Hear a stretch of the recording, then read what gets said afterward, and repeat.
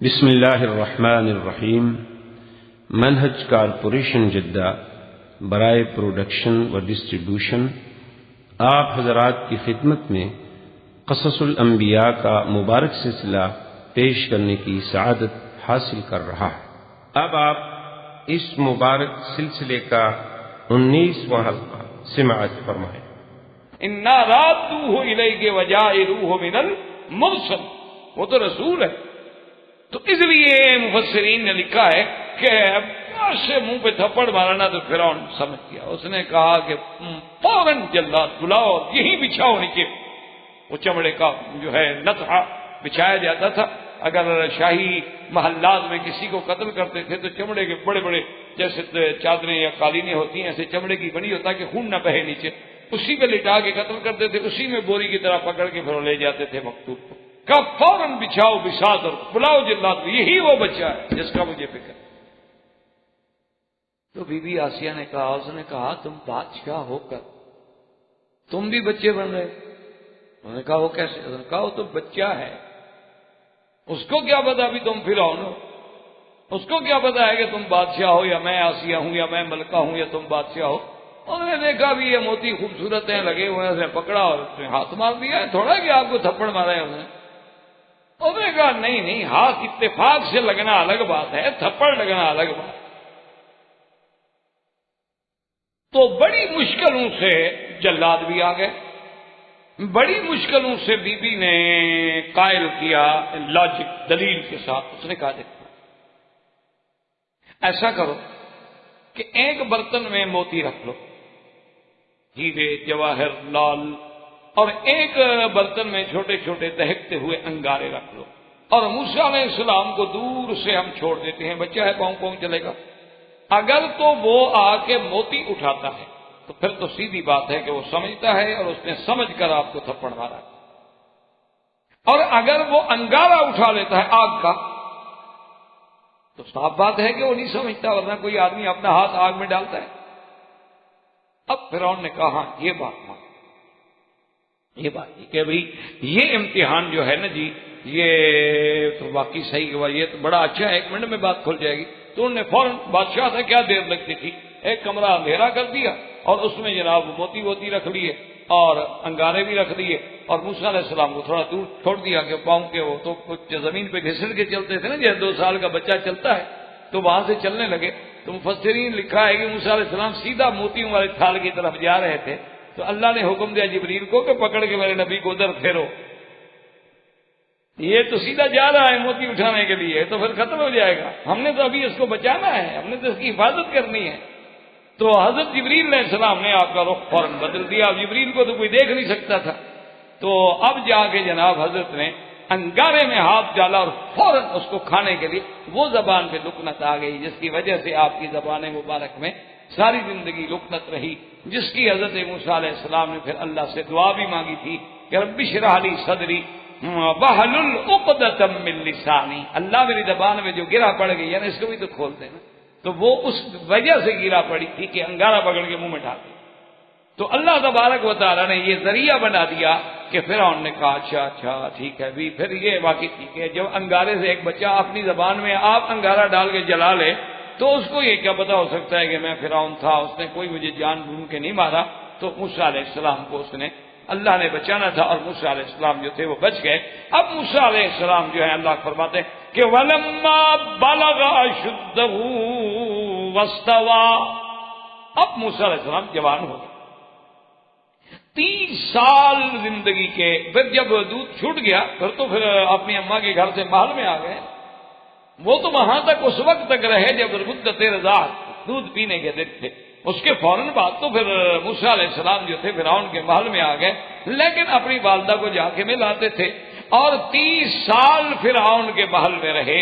اور یہ بھی کتابوں میں موجود ہے کہ یلبس من ملابسہ ویرکب من مراکبہ، فرعون کے جو شاہی لباس تھا نا اسی طرح موسیٰ علیہ السلام کا بنتا تھا، اور فرعون کی جو شاہی سواریاں تھیں وہی موسیٰ علیہ السلام استعمال کرتے تھے، اور دنیا تو یہی سمجھتی تھی نا کہ ان کے بیٹے ہیں اور شہزادوں کی طرح رہنا۔ اصل وجہ کیا تھی؟ اللہ فرماتے ہیں کہ موسیٰ علیہ السلام ہم نے جو آپ کو اتنی بڑی قوم کا بادشاہ بنانا ہے تو پہلے شاہی محل میں بلا کے تربیت ہم نے شروع کر دی ہے نا کہ آپ سیکھ لیں پروٹوکول کیا ہوتا ہے، شاہی محلوں میں رہنا سہنا کیسے ہوتا ہے، فیصلے کیسے ہوتے ہیں، آرڈر کیسے دیے جاتے ہیں، قوموں کو کیسے کنٹرول کیا جاتا ہے، وزیر مشیروں کو کیسے سنبھالا جاتا ہے۔ اللہ فرماتے ہیں بلغ اشدہ، اب جب 30 سال کی عمر کو پہنچے، برابر جوان ہوئے، آتیناہ حکما و علما، ہم نے آپ کو حکم بھی عطا فرمایا اور علم بھی عطا، ہم نے یہ نعمتیں موسیٰ علیہ السلام کو عطا فرمائی۔ حکم کا معنی ہوتا ہے حکمت، دانائی کی بات، اور بعض علماء فرماتے ہیں قوت فیصلہ، اور بعض علماء فرماتے ہیں کہ اللہ دل میں ایسا نور ڈال دیتے ہیں کہ جب کوئی بات آئے نا تو فوراً وہ سمجھ جاتے ہیں کہ یہ حق ہے یہ غلط ہے۔ اللہ تبارک و تعالی یعنی حق اور باطل کے درمیان میں تمییز کرنے کا ایک خصوصی نور عطا فرما دیتے ہیں۔ اس لیے آپ نے دیکھا ہے نا کہ جو اللہ والے لوگ ہوتے ہیں، جن کے رات دن اللہ کے ذکر میں زبانیں لگی ہوتی ہیں، ان پر آپ کوئی بات کریں وہ تھوڑی سی بات غور کرنے کے بعد اللہ ان کے دل میں اسی وقت انشراح کر دیتے ہیں کہ یار یہ بات اچھی نہیں لگ رہی دل سے، یا یہ بات سن کے یار دل خوش بڑا ہوا ہے، طبیعت ہی خوش ہو گئی تھی، تو اللہ انشراح کر دیتے ہیں جس سے ایک بات کھل جاتی ہے، واضح ہو جاتی ہے۔ تو فرماتے واستوى آتیناہ حکما و علما، ہم نے آپ کو علم بھی دیا، حکم بھی دیا۔ اور یہ بھی مفسرین نے لکھا ہے کہ فرعون کے گھر میں آنے کی وجہ سے کچھ بنو اسرائیل کے ساتھ بھی کچھ نہ کچھ نرمی ہو گئی، کیونکہ آخر موسیٰ علیہ السلام کی دہشت تھی، جمال تھا، کمال تھا، اور ضرورت کے مطابق ان کی فیور بھی کرتے تھے، ان کا تحفظ بھی کر دیتے تھے، اور ان کے کوئی ظلم ہو رہا ہوتا تو ان کو بچا دیتے تھے۔ اسی اثنا میں اللہ نے واقعہ ذکر فرمایا ہے کہ ایک دن موسیٰ علیہ السلام جنگل میں کھڑے تھے، دیکھا کہ ایک اسرائیلی کو قبطی مار رہا، قبطی قوم فرعون کا تھی، اسرائیلی جو ہیں وہ بنو اسرائیل کے موسیٰ علیہ السلام کی قوم کا نہیں، اسرائیلی بڑا کمزور تھا اور قبطی بڑا طاقتور تھا، اور وہ ظلم کر رہا ہے، مار رہا ہے، تو اسرائیلی رو رہا ہے، چیخ رہا ہے، تو موسیٰ علیہ السلام آگے بڑھے، دیکھا اس کو، روکا اور نہیں رکا، فَوَقَذَهُ مُوسَىٰ فَقَضَىٰ عَلَيْهِ، موسیٰ علیہ السلام نے وقت مانا ایسے ہاتھوں کو جمع کر کے گھونسا جسے آپ کہتے ہیں، تو موسیٰ علیہ السلام نے ایک گھونسا مارا، اور بعض علماء یہ کہتے ہیں کہ اتفاق سے وہ گھونسا ایسی جگہ پہ لگا کہ وہ مر گیا، اور بعض یہ کہتے ہیں کہ ایسی جگہ لگے نہ لگے، نبی کا گھونسا تھا اور کافر کو لگ رہا تھا تو کافر نے تو مرنا ہی تھا۔ فَفَقَدَهُ مُوسَىٰ فَقَضَىٰ عَلَيْهِ، آپ نے جو مارا نہیں وہ گر گیا تو مر گیا۔ آپ نے کہا تھا من عمل الشیطان انه عدو مضل مبین، بھائی میں نے اس کو مارنا تو نہیں تھا، میرا مقصد کوئی کسی کو قتل کرنا بھی نہیں تھا۔ نعوذ باللہ، معلوم ہوتا ہے کہ شیطان کے ہمارے دل میں غصہ ڈال دیا، غضب آ گیا تو ہم نے حملہ کر دیا۔ اور بعض علماء کہتے ہیں کہ نہیں، ھذا من عمل الشیطان، بعض علماء فرماتے ہیں کہ موسیٰ علیہ السلام نے یہ نہیں کہا کہ ھذا، یہ میرا مار دینا، اس کو قتل کرنا شیطانی عمل ہے، کیونکہ اللہ کے نبی تو شیطانی عمل سے پاک ہوتے ہیں۔ انہوں نے فرمایا ھذا، یعنی اس بندے کا مر جانا جو ہے اس کی وجہ جو ہے عمل شیطان ہے، کہ چرسی بھنگی تھا، سانس بھی نہیں تھا کہ ایک مکہ برداشت کر جاتا، یہ بدبخت شیطانی عمل میں جو مبتلا تھا اس کمزوری سے مر گیا، ورنہ کوئی تھپڑ سے مرتا ہے۔ اس لیے آپ نے فرمایا کہ ھذا من عمل الشیطان انه عدو مضل مبین۔ اور بعض علماء نے فرمایا کہ یہ جھگڑا جو ہے، کہ دو میں جھگڑا ہوا، لڑائی ہوئی، اگر ان میں جھگڑا نہ ہوتا نہ موسیٰ علیہ السلام آتے، نہ موسیٰ علیہ السلام مارتے، نہ وہ مرتا۔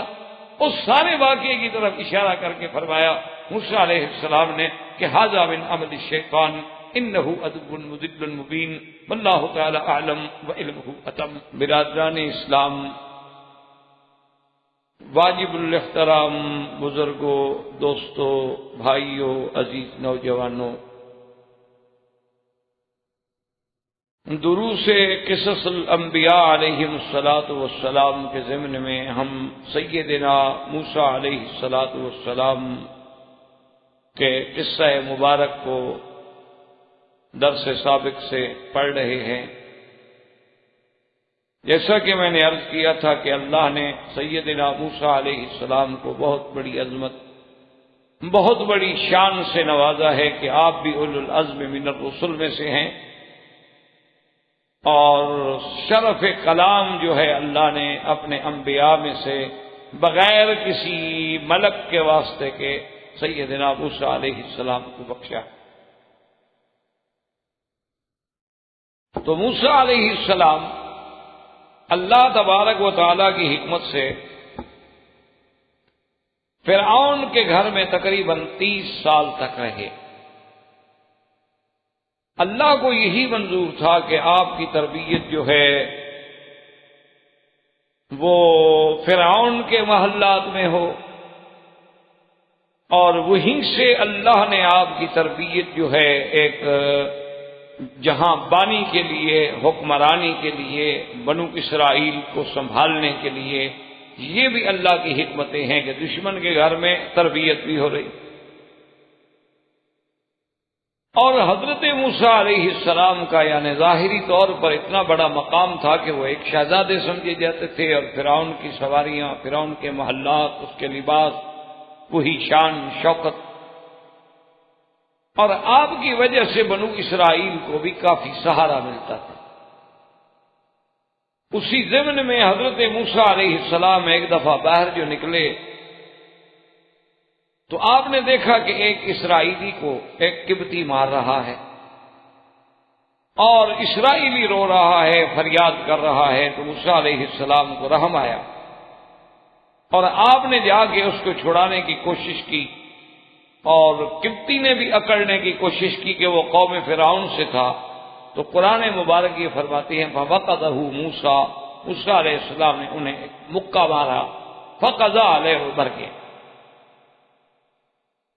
اب بعض مفسرین کرام رحمہ اللہ تعالی علیہم اجمعین نے تو یہ لکھا ہے کہ اتفاق سے یعنی وہ مکہ جو تھا بندے کے ایسے مقام پہ لگا کہ جہاں موت واقع ہے، کہ انسان کے بعد اعضاء بڑے نازک ہوتے۔ اور بعض علماء نے یہ بھی لکھا ہے کہ دراصل وہ قبطی جو ہے چونکہ وہ بھی غلط زندگی گزارنے والا آدمی تھا، منشیات کا مارا ہوا اور انتہائی کمزور، لیکن اسے اکڑ تھی کہ میں قوم فرعون سے تعلق رکھتا ہوں، تو وہ ویسے ہی تاب نہ لا سکا ایک موقع کی، ورنہ حضرت موسیٰ علیہ السلام قتل نہیں چاہتے، نہ موسیٰ علیہ السلام کا کوئی ارادہ تھا، اور نہ یہاں کوئی قتل عمد ہے۔ قتل عمد کے لیے ارادہ، پھر اس کے لیے تیاری، پھر اس کے لیے آلات قتل، یہ ساری چیزیں ضروری ہوتی ہیں۔ وہ تو اتفاق سے نکلے، فریاد سنی، مدد کے لیے گئے، تھپڑ مارا، مر گئے۔ لیکن اس کے مرنے کے بعد بہرحال موسیٰ علیہ السلام سے باعتبار ظاہر کے تو ایک بندہ مر گیا، تو اسی عالم میں آپ کچھ خائف رہے، اور فرعون کے محل میں بھی نہ گئے، اور کسی نے نوٹس بھی نہ لیا، ایک آدھے دن میں کیا پتہ چلا۔ اب دوسرے دن اتفاق سے موسیٰ علیہ السلام جو نکلے تو کیا دیکھتے ہیں کہ وہی اسرائیلی ہے، اور اس کو پھر ایک اور قبطی مار رہا۔ پھر وہ چیخا موسیٰ علیہ السلام کو دیکھ کر کہ جی میری مدد کرو۔ تو موسیٰ علیہ السلام نے پہلے تو اس کو بھی ڈانٹا، فرمایا انک لغوی مبین، تم معلوم ہوتا ہے تم خود گمراہ ہو، تمہاری بھی کوئی عادت ہے ہر وقت لڑنے کی لوگوں، ورنہ آخر سارے تم سے کیوں لڑتے ہیں بھائی؟ تو انسان کی اپنی بھی تو کوئی خطا ہوتی ہے نا۔ اور ارادہ کیا موسیٰ علیہ السلام نے کہ اس کو بھی چھڑاؤں۔ تو یہاں بھی مفسرین کرام کے دو قول ہیں۔ بعض قول تو یہ ہے کہ جب اس نے موسیٰ علیہ السلام کو آتا ہوا دیکھا، اور پہلے بھی دیکھ چکا تھا کہ موسیٰ علیہ السلام کے تھپڑ سے ایک آدمی مر گیا ہے، اور مجھے بھی ڈانٹ رہے ہیں، اسے سمجھا شاید مجھے بھی مارتے ہیں، تو وہ چیخ پڑا، کہنے لگا اچھا آپ نے کل ایک بندہ مار دیا، آج ایک اور مارنا چاہتے ہیں۔ اور بعض علماء کرام فرماتے ہیں کہ یہ اس نے نہیں کہا اسرائیلی نے، بلکہ اس قبطی نے جب اس نے فریاد کی نا، ان کو بلایا کہ جی میری مدد کریں، مجھے تو کل کی طرح پھر ایک بندہ مار رہا ہے، تو اس نے اس کلام سے اندازہ لگایا کہ بھی کل بھی موسیٰ علیہ السلام نے اس کی مدد کی ہے، اور یہ انہی کے زور پہ لڑتا ہے۔ تو اس نے یہ کلمات کہے کہ اچھا آپ چاہتے ہیں کہ کل بھی ایک آدمی مار دیا، اور ایک آدمی آپ اور بھی مارنا چاہتے ہیں۔ تو بہرحال موسیٰ علیہ السلام نے چھڑا دیا اس کو، اتنا نہیں مارا کہ وہ مر جائے دوسرا آدمی۔ لیکن یہ بات چلتے چلتے فرعون کے محل میں پہنچ گئی کہ بھی موسیٰ علیہ السلام نے ایک قبطی نوجوان کو مار دیا،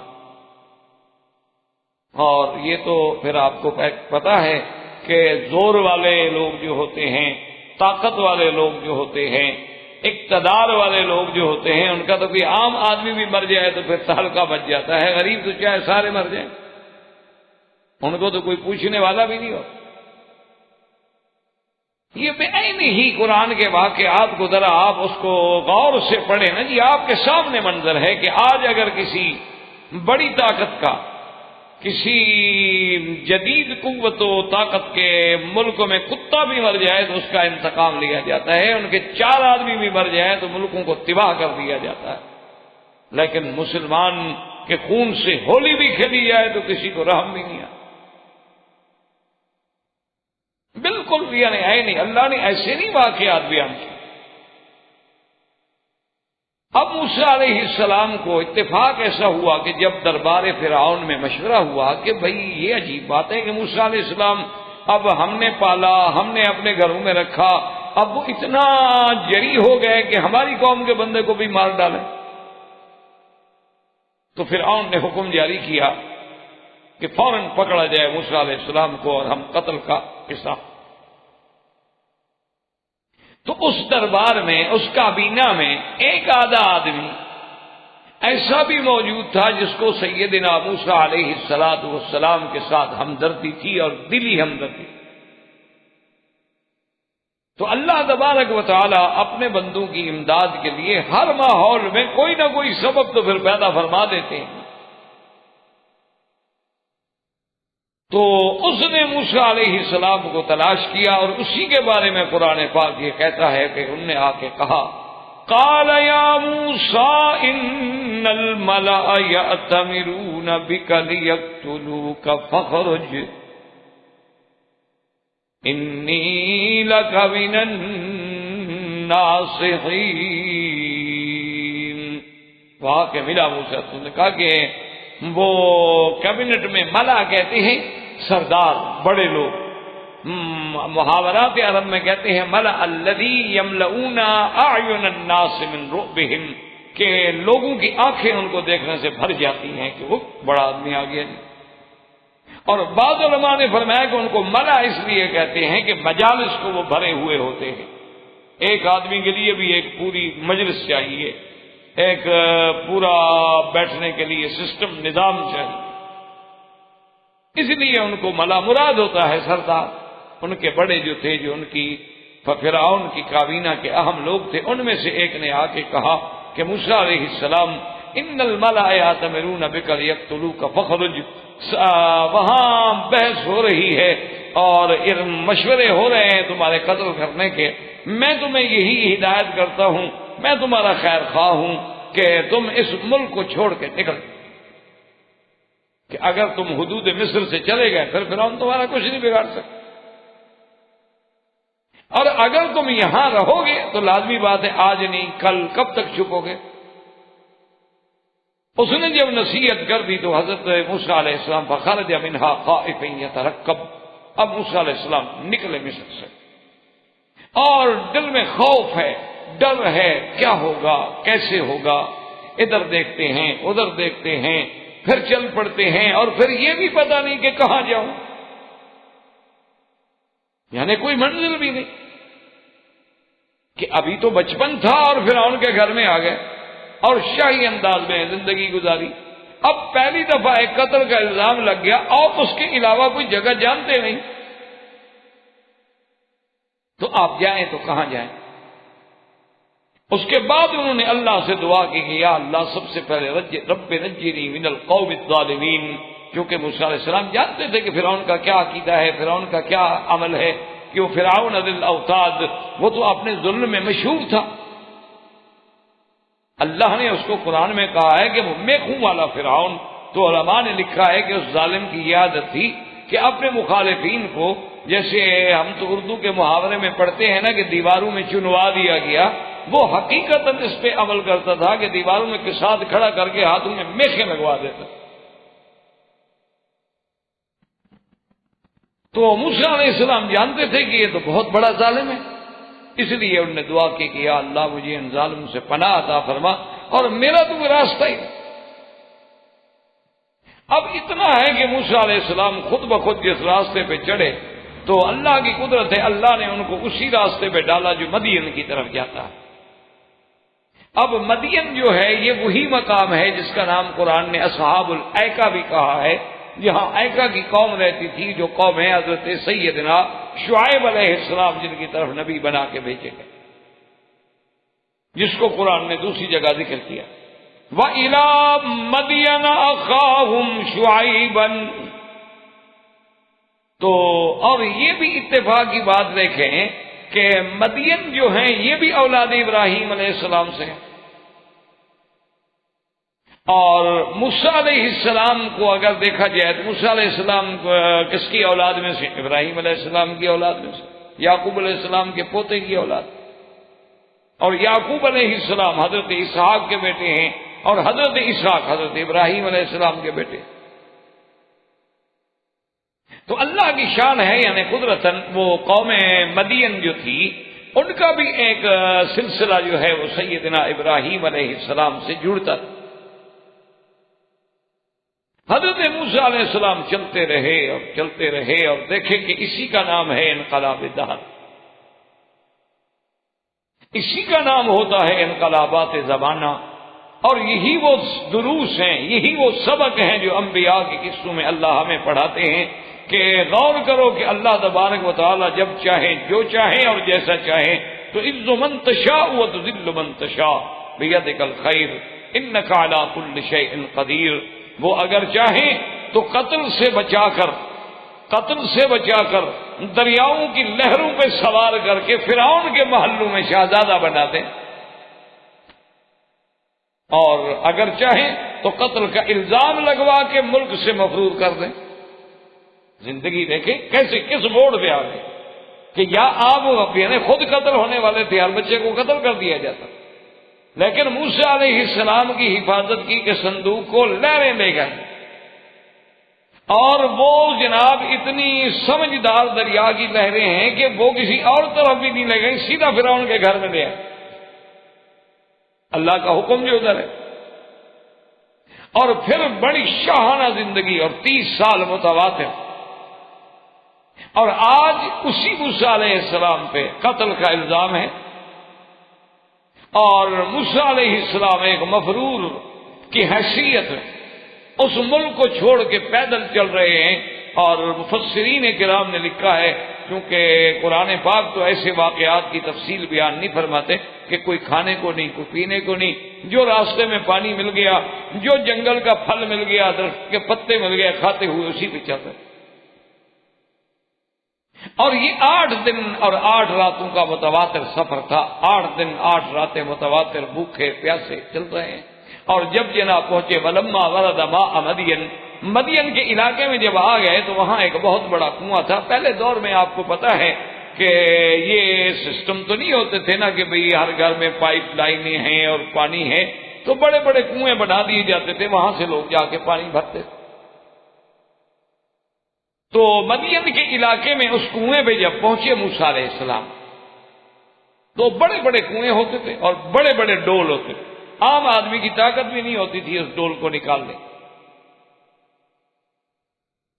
حضرت آپ نے شاید ممکن ہے دیکھا ہو یا نہ دیکھا ہو، آج سے 20-25 سال پہلے مدینہ منورہ میں بھی جو باغات ہیں ان میں جو کنویں ہیں وہ بھی بہت گہرے ہوتے تھے اور بہت بڑے بڑے ڈول ہوتے تھے، اور ان کو نکالنے کے لیے اونٹ جو تھے تو اونٹ ایسے چلتے تھے، رسے کو کھینچتے وہ دور تک چل جاتے تھے، ڈول باہر آ گیا۔ تو حضرت موسیٰ علیہ السلام نے آگے دیکھا کہ بھی اس پہ بڑا لوگ ہیں، بڑا رش ہے، اور سب اپنے اپنے بکریوں کو، اپنے اپنے جانوروں کو پانی پلا رہے ہیں، لیکن ایک کونے میں 2 لڑکیاں کھڑی ہیں اور وہ اپنی بکریوں کو بڑی زبردستی روک رہی ہیں، ہانک رہی ہیں اور پانی کی طرف نہیں جانے دیتی، اور بکریاں دوڑتی ہیں پانی پینے کے لیے، پیاسی۔ تو موسیٰ علیہ السلام قریب آئے اور آ کے حیران ہوئے کہ کیا بات ہے کہ بھئی میں تو فرعون کے ظلم و تشدد پہ دیکھ کے آ رہا ہوں، وہاں سے نکلا، اب یہاں بھی تو یہ ہے کہ زور آور جو ہے وہ تو سب کچھ کر رہے ہیں، جو کمزور ہے وہ ایک طرف کھڑی۔ قال ما خطبكما، قالتا لا نسقي حتى يصدر الرعاء وأبونا شيخ كبير. موسیٰ علیہ السلام آئے، انہوں نے کہا کیا بات ہے، تم کیوں نہیں پلاتی ہو پانی؟ انہوں نے کہا تم نوارد ہو، مسافر ہو، ہم پانی نہیں پلا سکتی. یہ لوگ جو پانی بھر رہے ہیں تو ان کا حق ہے، وہ پانی ڈول نکال رہے ہیں اپنی بکریوں کے لیے، ہمارے لیے تو نہیں نکال. جب یہ سارے پانی پلا کے چلے جائیں گے تو جو نیچے پانی بچ جائے گا کھالے میں وہ ہم اپنی بکریوں کو پلائیں گے، کیونکہ ہماری طاقت تو ہے نہیں کہ ہم پھر ڈول نکالیں. اور یہیں سے یہ بھی بتلا دیا کہ ہمارے باپ جو ہیں بہت بوڑھے ہیں، وہ ہماری مدد نہیں کر سکتے. اور علماء نے لکھا کہ باپ کا نام اس لیے لیا کہ بھائی کوئی تھا نہیں، اگر بھائی ہوتا تو پھر بھی کہتے کہ یا بھائی چھوٹے ہیں یا بھائی ہمارے ساتھ نہیں ہیں.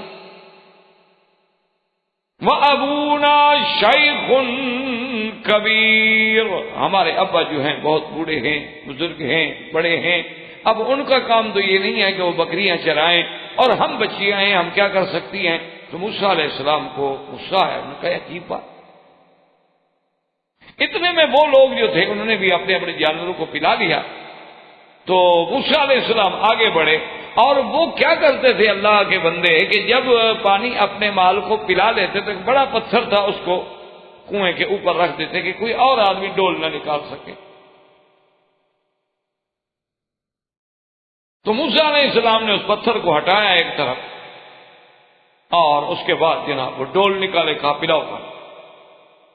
اور بعض مفسرین فرماتے ہیں کہ اس کے ساتھ دو کنویں تھے، ایک کنویں سے وہ پانی پلاتے تھے اور ایک ان کے لیے ریزرو رہتا تھا کہ جب اس کا پانی نیچے چلا جائے تو پھر دوسرے کو استعمال کرتے.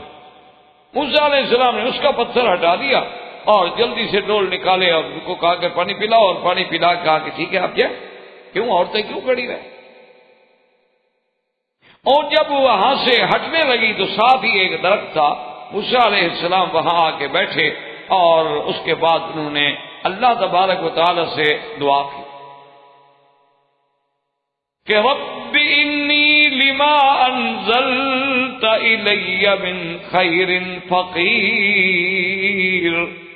اب علماء نے لکھا ہے کہ موسیٰ علیہ السلام کا منشا ایک تو مانگنا اللہ سے تھا، لیکن وہ ان لڑکیوں کو بھی سنانا چاہتے تھے کہ میں کتنا محتاج ہوں، تیری رحمت کا کتنا محتاج ہوں. اور ظاہر بھی یہ تو اللہ نے پیغمبرانہ شان دی تھی، ورنہ تو طاقت تو جواب دیتی. آپ کا بطن مبارک جو ہے وہ تو ذات پیٹ سے لگ گیا تھا، بھوک سے، پاؤں میں چھالے. ایک درخت کے نیچے بیٹھے ہیں، جوتا ٹوٹ گیا. اب جناب وہ بچیاں جب اپنا مال لے کر واپس آئیں اپنے گھر میں تو باپ نے پوچھا کہ آج کیسی جلدی آ گئی، کیونکہ وہ بیچاری تو سب سے آخر میں آتی تھی نا، سب لوگ چلے جائیں پانی پلا کے، جو بچے کا پلائیں گے. تو انہوں نے واقعہ بتلایا کہ ابا جان ایک ایسا آدمی آیا، اس نے ایسے ہمارے بکریوں کو پانی پلانے کا. اچھی بات ہے، ایک آدمی نے احسان کیا تو اس کی تو اخلاقی کوئی جزا بھی ہوتی ہے کہ بھئی آپ اس کو ساتھ لے آتی تاکہ ہم اس کو گھر میں رکھتے ہیں، مہمانداری کرتے ہیں. تو آپ نے حکم دیا کہ ایک بچی کو کہ تم جاؤ، تم نے راستہ بھی دیکھا ہوا ہے، بندے کو پہچان دی، اس کو بلا کے لیا.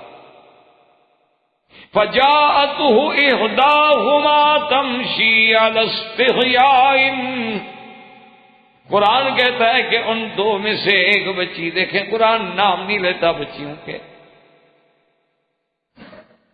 اسی لیے میں نے پہلے بھی آپ کو عرض کیا تھا کہ منشاء خدا بندی یہ ہے کہ جیسے عورت کے جسم و جان کے لیے پردہ ہے، اس کے نام کے لیے بھی پردہ، کہ اس کا نام بھی ایسے نہیں ہر محفل میں اور ہر زبان پہ، حتیٰ کہ حکم ہے کہ گھر میں بھی اس کو پکاریں تو نام کے ساتھ نہیں پکاریں، کنیت کے ساتھ پکاریں، فلاں کی ماں، فلاں کی بیٹی، فلاں کی بہن.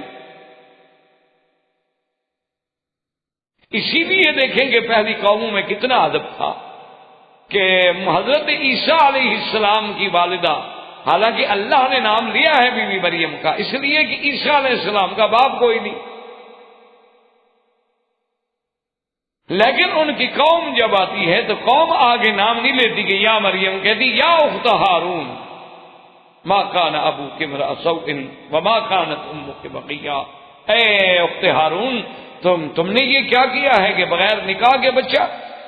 نہ تو تمہارا باپ برا، نہ تمہاری ماں غلط، تم تو حسبی نسبی شریف لڑکی ہو، یہ تم نے کیا کیا؟ تو وہ بھی یا اخت ہارون کہہ کے خطاب کر. اسی لیے علماء کہتے ہیں کہ اللہ تبارک و تعالی نے عورت کو اتنی عظمت دی ہے، اتنی عزت دی ہے، اتنی شان دی ہے کہ وہ اتنی قیمتی چیز ہے کہ اس کو پردے میں چھپا کے عزت کے ساتھ رکھا جائے، اور حتیٰ کہ اس کا نام جو ہے نہ لیا جائے، کیونکہ آپ جانتے ہیں کہ اگر نام بھی معلوم ہو جائے تو اس نام سے بھی بعض غلط لوگ جو ہے اسکینڈل کھڑے کر دیتے. آج کل تو خیر جی اللہ معاف فرمائے، ہم جس دور سے گزر رہے ہیں کہتے ہیں جی مساوات کا زمانہ ہے، عورت مرد برابر ہیں، ایک گاڑی کے دو پہیے ہیں. وہ جی گاڑی تو چل ہی نہیں سکتی جب تک دو پہیے نہ ہوں. پتہ نہیں یہ کیسے لوگ مثالیں بنا لیتے ہیں. یہاں تو ہم نے گاڑیاں دیکھی ہیں جن کے 16 پہیے ہیں، پھر کیا کریں گے آپ؟ پھر اجازت دیں گے آپ کے گھر میں 16 عورتیں رکھی جائیں؟ کبھی گاڑی بڑی ہوتی ہے، کبھی گاڑی چھوٹی ہوتی ہے. اور دوسری بات یہ ہوتی ہے کہ اگر ہم ان کا فلسفہ دو پہیے والا مان بھی لیں تو دو پہیے کبھی گاڑی کے ایک طرف لگا دو تو گاڑی نہیں چل سکتی. پہیا اپنے اپنی طرف ہوگا، اپنے اپنے مقام پہ ہوگا. جب تک وہ اپنے مقام پہ نہ ہو گاڑی کامیاب نہیں ہو سکتی. آپ تجربہ کر کے دیکھ لیں، دونوں گاڑیوں کو اس طرف کے ویل نکال کے ایک ہی طرف فٹ کر دیں، پھر دیکھیں کیا ہوتا ہے. تو اگر دونوں پہیوں کو آپ ایک جگہ کھڑا کریں گے تو نظام تو تباہ ہو جائے گا. اس کو اپنے اپنے مقام پہ رکھو. تو خیر بہرحال اب دیکھیں قرآن نے کتنی بڑی بات کی کہ فَجَاءَتْهُ إِحْدَاهُمَا، ان دو میں سے ایک، نام نہیں، حالانکہ اللہ تو جانتے ہیں نا کہ کیا نام ہے. اور ساتھ وضاحت کی کہ تمشی علی استحیاء، کہ وہ حیا کے ساتھ، عظمت کے ساتھ، حشمت کے ساتھ، وقار کے ساتھ چلتی ہوئی آئی. یہ نہیں کہ ناچتی ہوئی آ رہی ہو، یہ نہیں کہ رقص کرتی ہوئی آ رہی ہو، یہ نہیں کہ جناب دوپٹہ گلے میں پڑا ہے، کبھی کندھے پہ پڑا ہے، کبھی ہاتھوں میں جھول رہا ہے اور بال کھلے ہوئے ہیں اور لڑکیاں بھاگ رہی ہیں. نہیں، وہ تو شعیب کی بیٹیاں ہیں. اللہ نے بتلایا کہ عورت کی چال میں بھی حیا ہوتا ہے. اللہ کے قرآن میں سبق ملتا ہے کہ عورت کی چال بدلا دیتی ہے. اسی لیے جو فاسق فاجر لوگ ہیں نا جی، لاکھ عورت پردے میں ہو، وہ چلتے ہوئے پہچان لیتے ہیں کہ یہ ہمارا شکار بن سکتی، اس کی چال بدلا لیتے ہیں. اور اسی طرح حکیم جو ہیں، اطباء جو ہیں، عورت جب چل رہی ہو تو بتلا دیتے ہیں کہ یہ حاملہ ہے یا غیر حاملہ ہے. آپ تو ٹیسٹ کرتے ہیں نا، وہ بغیر ٹیسٹ. اور کس پاؤں پہ زیادہ زور دے رہی ہے، دائیں پہ یا بائیں پہ، لڑکا ہوگا یا لڑکی ہو. یہ علم ہے، کتابوں میں لکھا ہوا ہے، بھرا ہوا ہے. اور اسی طرح علماء نے جو یعنی اصناف نساء پہ بڑی بڑی کتابیں لکھی گئی ہیں، انہوں نے لکھا ہے کہ دراصل عورت کا چلنا جو ہے وہ ظاہر کرتا ہے کہ اس کا کردار کیا ہے. یہ کس طرح سے چلتے چلتے دائیں بائیں جھانک رہی ہے، چلتے بائیں چلتے پھرتے جناب کبھی سینے پہ ہاتھ ہے، کبھی بالوں پہ ہاتھ ہے، کبھی سر پہ ہاتھ ہے، تو سمجھ لو کہ ٹھیک نہیں ہے لڑکی. کیا دکھانا چاہتی ہے آخر کسی کو وہ سینے پہ ہاتھ ڈال کے؟ اس کو کیا پڑی ہے کہ ہر 2 منٹ کے بعد ہاتھ ماتھے پہ جا رہا ہے اور ہر وقت لٹیں سنواری جا رہی ہیں اور کبھی لٹیں گرائی جا رہی ہیں؟ کیا مطلب ہے اس کا؟ یہ تو فحشاء لوگوں کا کردار ہوتا ہے. شرفاء کا یہ کردار نہیں ہوتا. تمشی علی استحیاء، حیا کے ساتھ. ورنہ قرآن کہہ دیتا کہ جات احداہما، ایک آ گئی بس. نا آخر قرآن پاک کا تو مفہوم اتنے میں بھی ادا ہوتا ہے نا، وجاءتہ احداہما، ان دو میں سے ایک لڑکی آ گئی، لیکن اتنی لمبی بات کہ تمشی علی استحیاء، کہ آئی کیسے آئی؟ حیا کے ساتھ چلتے ہوئے۔ یہ بڑھانے کی کیا ضرورت تھی اللہ کو؟ اسی میں ہمیں سبق دیا گیا۔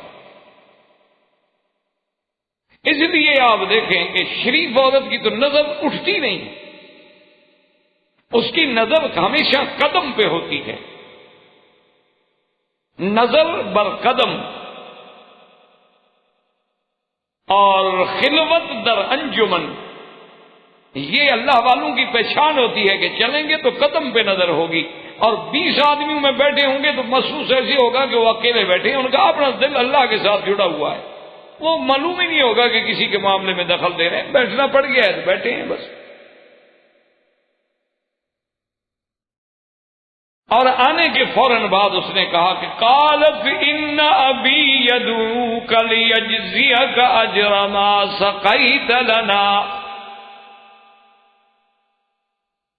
اس نے کہا کہ اے مسافر نوارد، وہ تو نہیں جانتی کہ موسیٰ علیہ السلام، ان ابی یدعوک، ہمارے ابا نے آپ کو بلایا ہے۔ اس لیے علماء کہتے ہیں کہ شریف عورت کا کام یہ ہوتا ہے کہ بات واضح کر کے کھلی بات کرے، یہ نہیں کہ گول مول بات کرے، او جی آپ ہمارے گھر میں نہیں آتے، او جی کبھی آپ آئیں تو صحیح نا، وہ کمال ہے آپ کو کبھی ٹائم ہی نہیں ملتا، وہ بھائی کیوں آئے ہیں آپ، کیوں بلا رہی ہیں آپ، کہیں کیا وجہ ہے، کھول کے بات کریں۔ اس لیے باحیا عورت کبھی کنائے سے اور خفیہ باتیں نہیں کرتی، گول مول باتیں نہیں کرتی کہ جس کی طرف ہر آدمی کی نظر چلی جائے، کہ ہر بندہ اپنی نیت کے مطابق اس کے کلام کو پھر تعویل کرتا ہے۔ کھلی بات کی کہ ان ابی یدعوک، میرے باپ نے تمہیں بلایا، میں نے نہیں بلایا تمہیں، میں نے اگر بلانا ہوتا تو اس وقت کہہ دیتی چلو، لیکن شریف لڑکی باپ کی اجازت کے بغیر کیسے کسی اجنبی کو لے کے گھر چلی جائے؟ سوال ہی پیدا نہیں ہوتا۔ اب اگر باپ نے بھیجا ہے تو کھلی بات، ان ابی یدعوک لیج، اور ساتھ وضاحت کر دی یجزیک اجر ما سقیت لنا، تاکہ موسیٰ علیہ السلام پہلے معلوم ہو رہا ہے کہ گھبرائے ہوئے ہیں، پھر بھی نہ ڈر جائیں کہ پتہ نہیں اب ان کے باپ نے کیوں بلا لیا،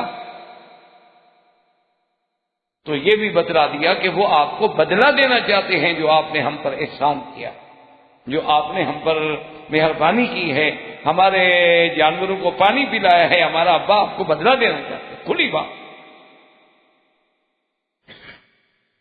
اسی لیے اللہ نے قرآن پاک میں دوسری جگہ پر آپ نے پڑھا ہوگا یا سنا ہوگا کہ اللہ قرآن میں کہتے ہیں فَلَا تَخْضَعْنَ بِالْقَوْلِ، کہ عورت کو چاہیے کہ کبھی نرم لہجے سے بات نہ کرے کسی اجنبی سے،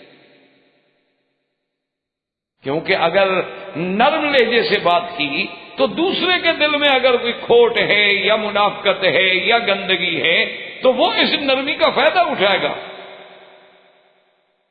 اس لیے حکم ہے کہ عورت فوراً دو لفظی بات کرے، ضرورت کی بات کرے، اور اس کے ضرورت کے مطابق جواب دے، اور جواب کے لہجے میں ایسا انداز ہو کہ دوسرا یہ توقع بھی نہ کر سکے، بلکہ اسے محسوس ہو کہ بھائی یہ بڑی درست مزاج عورت ہے، ایسے تو آئندہ بات بھی نہیں کرنی، ایسے وقت فون بھی نہیں کریں گے جب تک کہ صاحب خانہ گھر میں نہ ہو، خام خواہ اس کی باتیں سننی پڑیں گی۔ اور اگر جناب وہ بڑا آرام سے اور بڑا ترنم سے اور موسیقی کے سروں سے گنگنا رہی ہے تو آدمی کہتا ہے چلو یار اس ٹائم میں گھر میں کوئی نہیں ہوتا، کل پھر اس کی آواز سنیں گے، آواز میں تو بڑی رس ہے، دیکھتے ہیں بدنی اس میں بھی ہے کہ نہیں۔ یہ فتنے اسی طرح چلتے، ورنہ اللہ نہ کہتے فلا تخضعن بالقول فیطمع الذی فی قلبہ مرض، کہ اگر تم نے نرم بات کی تو جس کے دل میں کھوٹ ہے اس کے دل میں تمنا پیدا ہو جائے گا تم سے ملنے کا۔ اسی لیے اب دیکھیں کہ اس نے کھل کے بات، ان ابی یدعوک لیجزیک اجر ما سقیت لنا، مسلسل نے کہا چلو۔ اب یہ بات یہاں تو قرآن پاک نے ذکر نہیں کی ہے، لیکن فہواء کلام سے سمجھ آتی ہے کہ موسیٰ علیہ السلام نے جب وہ چلنے لگے تو فرمایا کہ ایسا ہے کہ بیٹی تو ایسا کرو کہ تم میرے پیچھے چلو، میں آگے چلوں۔ اور جہاں جہاں راستہ ہو مجھے بتا دو، یمین یہ سار، دائیں بائیں، آگے بستی آ جائے گی تو بات سمجھ آ جائے گی۔ تو اس میں علماء نے لکھا ہے کہ حکمت یہ تھی کہ موسیٰ علیہ السلام یہ نہیں چاہتے تھے کہ عورت میرے آگے ہو، ہوا چلتی ہے اس کا بال ظاہر ہو جائیں، کوئی دوپٹہ گر جائے، کوئی ایسے سفر ہے، عورت چل رہی ہے، چلنے میں تو ہزار بات ہو سکتی ہے۔ اچھا کسی جگہ رستہ خراب ہے، عورت کو چھلانگ لگانی پڑتی ہے تو کپڑا اس نے ذرا پنڈلیوں سے اونچا کر لیا، تو اللہ کا نبی تو یہ باتیں نہیں کرتا۔ انہوں نے کہا کہ نہیں، میں آگے چلوں گا آپ پیچھے۔ اور دوسرا، اللہ کے نبی نے خود یہ سبق دیا کہ عورت قیادت کرنے کے لیے نہیں ہوتی کہ وہ آگے چلے اور تم پیچھے چلو۔ اللہ نے مرد کو عزت بخشی، امام مرد بن سکتا ہے عورت نہیں، مؤذن مرد بن سکتا ہے عورت نہیں، جنازہ پڑھانا ہو تو امامت مرد کر سکتا ہے عورت نہیں، اسی لیے اللہ کے نبی کی خلافت مرد کر سکتا ہے عورت نہیں، نبی مرد بن سکتا ہے عورت نہیں بن سکتی۔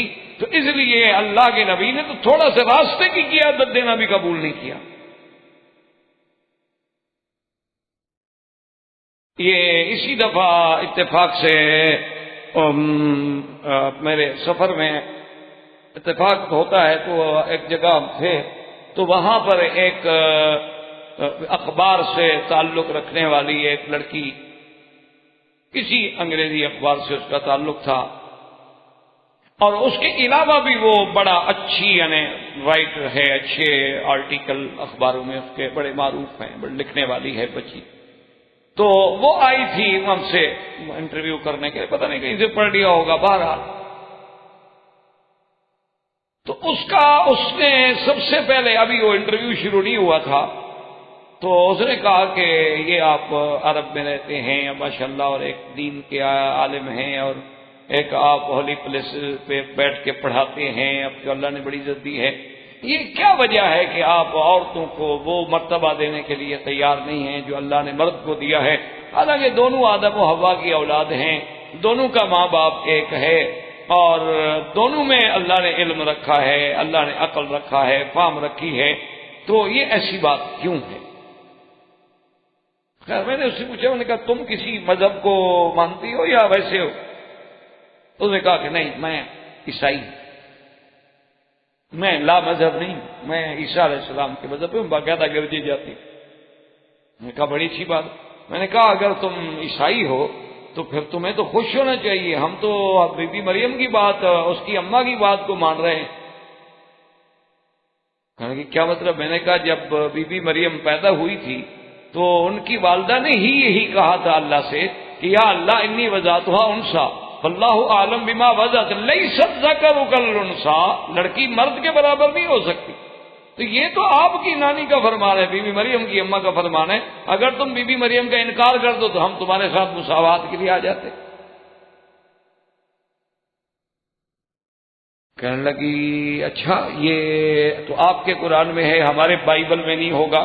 میں نے کہا آپ کے بائبل میں نہ ہونا سے یہ مطلب تو نہیں کہ مسئلہ نہیں ہوگا، سوال یہ ہے کہ آپ کے بائبل میں بھی ہے؟ انہوں نے کہا جی نہیں، بائبل کا تو میں نے بڑا مطالعہ کیا ہے اور اس میں نہیں ہے۔ میں نے مولانا سے کہا، میں نے کہا آپ اظہار الحق منگوائیں، تو کتاب موجود تھی، مدرسے میں بیٹھے ہوئے تھے، اس سے میں نے بائبل کا حوالہ نکالا، کہ جی بائبل بھی لے آئے، لکھا کہ یہ بائبل ہے۔ کہتی ہے پتہ نہیں یہ آپ لوگوں کے پاس؟ میں نے کہا ہمارے پاس نہیں ہے، یہ تمہارا چھپا ہوا ہے بھائی، ہم امریکہ میں بیٹھے ہیں، ہم سعودی عرب میں تو نہیں بیٹھے ہوئے، ہم نے تو نہیں چھاپا ہے۔ خیر مقصد میرے کہنے کا یہ تھا کہ اللہ تبارک و تعالیٰ کے پیغمبر، اس کا ورنہ کیا ذکر کرنے کی ضرورت تھی؟ اس میں حکمتیں ہیں۔ اللہ کے نبی آگے جا رہے ہیں، بی بی پیچھے جا رہی ہے، گھر پہنچ گئے۔ اب جب گھر میں آئے، قرآن پاک یہ کہتا ہے کہ حضرت موسیٰ علیہ السلام جب پہنچے وقص علیہ القصص، اور آ کر آپ نے بزرگوں کی خدمت میں اپنا سارا واقعہ بیان کیا کہ میں ایسے فرعون کے گھر میں رہتا تھا اور یہ ہوا یہ ہوا یہ ہوا، بندہ مر گیا، میں خوف سے نکلا۔ انہوں نے فرمایا کہ لا تخف نجوت من القوم الظالمین۔ انہوں نے فرمایا موسیٰ علیہ السلام اب ڈرنے کی کوئی بات نہیں، آپ ان کے حدود سے نکل۔ اب وہ قوم ظالمین آپ کا کچھ نہیں بتا سکتے۔ اب اسی بات میں یاد رکھیں کہ قرآن نے اس مقام پہ تو صرف لفظ لیا ہے نا وَأَبُونَا شَيْخٌ کبیر، اور دوسری جگہ قرآن کہتے ہیں فَلَمَّا جَاءَهُ وَقَصَّ عَلَيْهِ الْقَصَص، موسیٰ علیہ السلام جب آئے تو آپ نے قصہ بیان کیا۔ یہ شیخ کبیر کون تھے، اس میں مفسرین کا بڑا اختلاف۔ بعض مفسرین کرام نے انکار کیا ہے، وہ کہتے ہیں کہ بھئی یہ شعیب جو ہیں وہ شعیب نبی مراد نہیں، اگر شعیب نبی مراد ہوتے تو اللہ ان کا نام لے دیتے۔ آخر ایک مقام پہ جہاں حضرت شعیب کا ذکر ہے تو باقاعدہ نام ہے وَإِلَىٰ مَدْيَنَ أَخَاهُمْ شُعَيْبًا، اور یہاں اللہ نے نام نہیں لیا۔ تو بعض مفسرین کہتے ہیں کہ یہ شخص اور آدمی تھا، اللہ والے تھے، مومن تھے، لیکن ان کا نام یسری یا یسرون تھا، شعیب نہیں تھا۔ اور ان کا ایک استدلال اس وجہ سے بھی ہے کہ ان نے کہا کہ شعیب علیہ السلام نے کہا تھا اپنے قصے میں کہ وَمَا قَوْمُ لُوطٍ مِّنْكُمْ بِبَعِيدٍ، کہ بھئی قوم لوط کا واقعہ جو ہے وہ تم سے کوئی بہت دور تو نہیں، وہ زمانہ بہت دور۔ انہوں نے کہا تو لوط علیہ السلام اور ان کے درمیان میں تو 400 سال کا فرق ہے، تو معلوم ہوا کہ شعیب وہ اور ہیں اور یہ یسرون اور ہے۔ حتیٰ کہ حافظ ابن کثیر رحمت اللہ علیہ جیسا آدمی جو ہے اس کا میلان بھی اسی طرف ہے کہ یہ شعیب نبی نہیں تھے، لیکن یاد رکھیں کہ جمہور صحابہ، جمہور مفسرین کی رائے مبارک یہ ہے کہ شعیب نبی تھے، اور موسیٰ علیہ السلام جن کے پاس آئے ہیں یہ شعیب ہیں، اور شعیب علیہ السلام یہ بھی نبی، اور ان کی باقی رہنا کہ قرآن نے نام نہیں لیا، تو قرآن تو حضرت خضر جیسے عظیم قصے میں بھی نام نہیں لیا، فوجد عبدا من عبادنا، وہاں بھی اللہ نے نام نہیں لیا۔ تو نام نہ لینے سے یہ دلیل تو نہیں کہ نبی ہوتے تو ضرور نام لیا جاتا۔ اور دوسری بات یہ ہے کہ یسرون جو ہے، یسری یا یسرون، تو اصل میں بات یہ ہے کہ شعیب علیہ السلام کا سریانی زبان میں نام جو ہے یسرون ہے، یعنی آپ ہی کے دونوں نام تھے، شعیب بھی اور یسرون بھی۔ اور تیسری دلیل جو ہے اس بات کی کہ شعیب اللہ کے نبی تھے، طبرانی میں ایک روایت آتی ہے کہ حضرت مسلمہ جب تشریف لائے حضور کی خدمت میں صلی اللہ علیہ وسلم، تو آپ نے فرمایا کہ تم کہاں سے تعلق رکھتے ہو؟ تو انہوں نے کہا حضور میں انزا قبیلے سے تعلق رکھتا ہوں، من انزا۔ تو آپ نے فرمایا اچھا تم انزا قبیلے سے رکھتے ہو جس میں حضرت شعیب تھے جو سسر ہیں حضرت موسیٰ علیہ السلام کے؟ انہوں نے کہا ہاں یار، اس سے تائید ہوتی ہے کہ وہ حضرت شعیب علیہ۔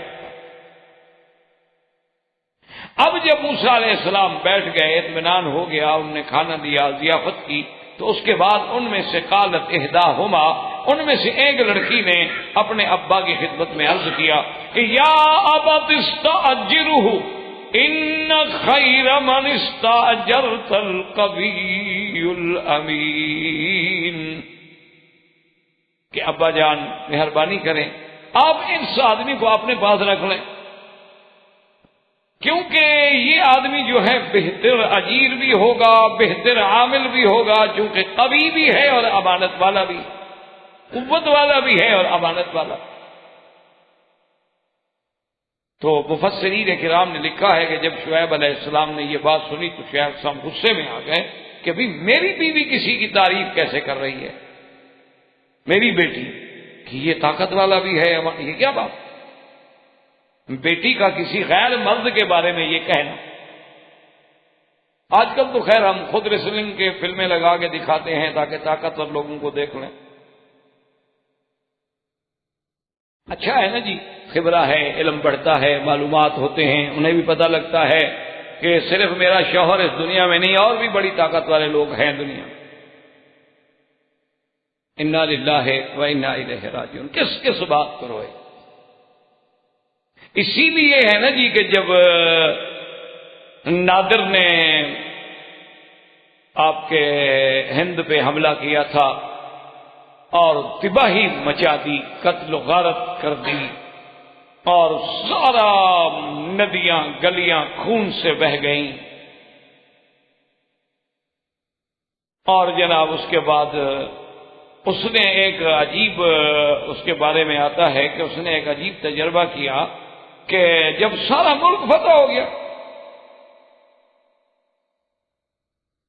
وہ بڑا مشہور کا کتابوں کے نادر نے لوٹی دلی کی دولت، ایک ضرب شمشیر اور افسانہ کوتا، بڑے بڑے پرانے واقعات ہیں۔ تو بہرحال اس نے ایک یہ کیا کہ اس نے حکم دیا کہ شاہی محلات کی جتنی بیگمات اور لڑکیاں اور بچیاں اور خادمائیں بچ گئی ہیں وہ سب ایک محل میں اکٹھی ہوں اور میرے سامنے رقص کریں۔ مرضی فاتح ہے، جو چاہے کر۔ اور یہ تو پھر قرآن خود کہتا ہے کہ ان الملوک اذا دخلوا قریۃ افسدوها وجعلوا عزت اہلها اذلہ، کہ جب طاقتور لوگ کسی ملک میں داخل ہوتے ہیں، انقلاب لاتے ہیں، پھر وہ تو ایسا کرتے ہیں، عزت والوں کو ذلیل کرتے۔ اور اس نے یہ کیا جناب کہ بھئی جب وہ مجبور کیا، ان کو مجبور ہو گئیں، تو اس نے اپنی تلوار جو تھی نا وہ نیام سے نکال کے خالی تلوار بالکل سائڈ پہ رکھ لی اور خود گاؤں تکیہ لگا کے وہ رقص دیکھتا رہا، اور اسی اثنا میں آمدن اونگتا رہا نیند سے۔ ایک دفعہ، دو دفعہ، تین دفعہ، چار دفعہ جو جیسے سو گیا، اس کو نے کہا چھوڑو مجھے نہیں رقص وقت چاہیے، سب بھاگ جاؤ۔ میں تو یہ دیکھنا چاہتا تھا کہ اس ملک میں، ان خاندان میں ابھی کوئی عزت غیرت والا لمحہ رہا ہے۔ میں تلوار رکھی ہوئی تھی، سو رہا تھا، کوئی ایک تو پڑھ کے تلوار اٹھا کے حملہ کرتی، ناکام ہو جاتے۔ تو غیرت نام ہے جس کا گئی تیمور کے گھر سے۔ تو اب تو ہمارے ہاں بھی میرا بھائی نہ غیرت رہی نہ عزت رہی، اور جن کے پاس کوئی غیرت بچی کھچی ہے انہیں ہم کہتے ہیں یہ پرانے خیالات کے دقیانوسی لوگ ہیں، یہ تو ابھی قبائلی زمانے میں رہ رہے ہیں جی۔ آج ہم بہت ایڈوانس ہو چکے ہیں، آگے چلے گئے، پتہ نہیں اور آگے کہاں جاتے ہیں، جانے دیں۔ اللہ تبارک و تعالی ہمارے حالات پہ رحم کر۔ کیا کہا جائے؟ تو حضرت شعیب علیہ السلام جلا، انہوں نے فرمایا تمہیں کیسے پتا ہے کہ یہ قوی ہے اور امین بھی ہے؟ تو اس نے کہا ابا جان بات یہ ہے کہ اتنا بڑا پتھر جس کو 10 آدمی نہیں اٹھا سکتے، ایک آدمی اکیلا اس کو ہٹا دے تو قوت تو واضح ہو گئی۔ اور امین کی بات یہ ہے کہ میں پیچھے میرے نہیں چلا بلکہ مجھے خود آگے چلا تاکہ میرے کسی بدن پر بھی اس کی نظر نہ پڑے۔ اتنی بڑی امانت سے اور کیا دلیل ہو سکتی ہے؟ اسی لیے حضرت عبداللہ ابن مسعود رضی اللہ تعالی عنہ کا ایک قول مبارک ہے، آپ نے فرمایا افرس الناس ثلاثۃ، کہ دنیا میں عقل والے جو گزرے ہیں نا، جن کو اللہ نے عقل دی تھی، انہوں نے کہا میرے معلومات میں وہ 3۔ تو جب پوچھا گیا ابن مسعود سے کہ حضرت وہ کون ہے، فرمایا ایک تو عزیز مصر، وہ بھی بڑا سمجھتا کہ جب حضرت سیدنا یوسف علیہ السلام کو بازار سے خرید کر کے لایا، حالانکہ ورنہ تو غلام کو خرید کر کے لائے تھے، غلام تھے بیچارے، تو اپنی بیوی سے کہا کہ اکرمی وثباہ، اس کو بڑے احترام سے رکھنا، اس کو عزت دینا، ہو سکتا ہے اس سے ہمیں نفع پہنچے۔ تو یہ اس کی فراست تھی کہ یوسف کو دیکھ کے پہچان۔ اور اسی طرح انہوں نے کہا کہ بنت شعیب، وہ شعیب کی بیٹی بھی افرس الناس تھی، یہ موسیٰ علیہ السلام کو دیکھ کے پہچان۔ یہ کوئی ہے، یہ ایسی بات نہیں کہ آدمی بھوکا ہو، پیاسا ہو، پاؤں چھالے پڑے ہوں، پیٹ میں ایک دانہ نہ گیا ہو اور اتنا بڑا پتھر ہٹا دے، ایسی بات نہیں۔ اور اس کے باوجود سارا کچھ کر کے ہمیں یہ بھی نہیں کہتا کہ بیٹی آپ کی بستی میں کوئی آدمی ہے جو مجھے کھانا کھلا دے، یہ بھی نہیں کہتے کہ رب انی لما انزلت الی من خیر، اللہ میں تو تیرے دروازے پہ خیر کا محتاج ہوں، جو تو نے مجھے اتارا ہے اس حال میں تو میں تجھ سے خیر ہی مانگتا ہوں۔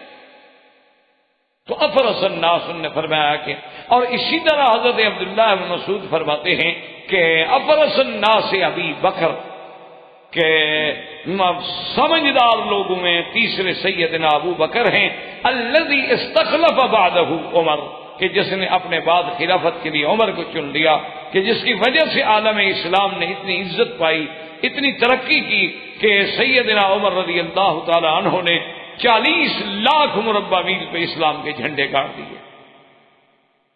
تو تو یہ جو پہچان تھی نا سیدنا ابو بکر کی، تو معلوم ہوتا ہے کہ وہ بھی ابرص الناس، یعنی اللہ نے ان کو بھی ان لوگوں میں بھیجا تھا جو سب سے زیادہ پہچان رکھنے والے لوگ تھے۔ اب حضرت شعیب علیہ السلام نے باوجود اس کے کہ ہر لحاظ سے مطمئن ہو گئے، لیکن اس کے بعد فوراً فرمایا کہ قال انی اريد ان انکحک احدی ابنتی ہاتین الا ان تأجرنی 8 حجج فإن اتممت 10 فمن عندک وما اريد ان اشق علیک ستجدنی ان شاء اللہ من الصالحین قال ذلك بینی وبینک ایما الاجلین قضیت فلا عدوان علی واللہ علی ما نقول وکیل۔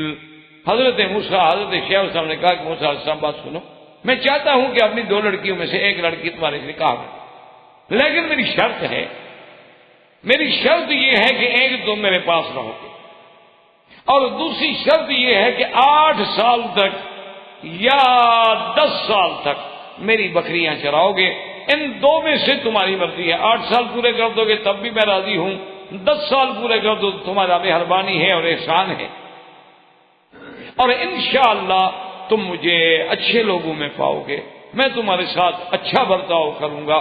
تو حضرت شعیب علیہ السلام نے یعنی ایک مسئلے کو بھی حل فرما دیا، اور اس سے امت کو اور آنے والے دور میں سبق بھی دیا گیا کہ اگر کبھی بیٹی کسی انسان کے بارے میں تعریف کرے تو اس کو اچھی طرح سوچیں، غور کریں، اور اگر ایسے اسباب بنتے ہوں تو بہتر ہے کہ ان کا رشتہ کریں،